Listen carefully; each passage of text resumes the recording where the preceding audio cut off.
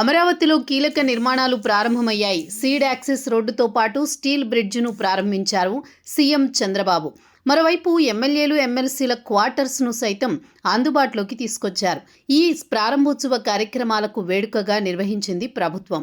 దీంతో ప్రజల్లోకి బలంగా వెళుతోంది అమరావతి రాజధాని అంశం. తొలిదశ నిర్మాణ పనులు 2028 నాటికి పూర్తవుతాయన్న ఆశాభావం కలుగుతోంది. అయితే దీనిపై వైసీపీ నుంచి ఒక రకమైన స్పందన కనిపిస్తోంది. అసలు అవి నిర్మాణాలే కావు అన్నట్లు ఆ పార్టీ నేతలు వ్యవహరిస్తున్నారు. మాజీ మంత్రి పేర్ని నాని అయితే అక్కడ అసాంఘిక కార్యకలాపాలు జరుగుతాయని చెప్పడం ఇప్పుడు హాట్ టాపిక్ అవుతోంది. సోషల్ మీడియాలో వైరల్ కావడంతో దీనిపై భిన్న కామెంట్స్ వినిపిస్తున్నాయి.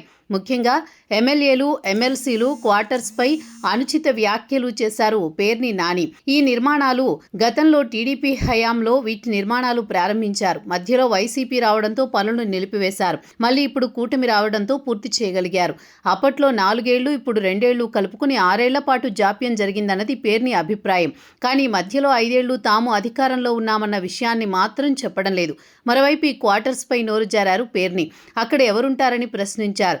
ఆ భవనాలు అందుబాటులోకి వచ్చిన నేపథ్యంలో ఎంతవరకు ఉపయోగిస్తారో చూస్తాం అన్నట్లు మాట్లాడారు. గన్మెన్లతో పాటు సిబ్బందిని అక్కడ పడుకోబెడతారని, అసాంఘిక కార్యకలాపాలు జరుగుతాయని చెప్పుకొచ్చారు.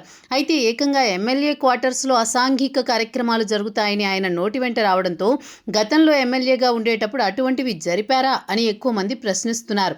మరికొందరైతే పేర్ని తీరుపై తీవ్ర స్థాయిలో విరుచుకుపడుతున్నారు.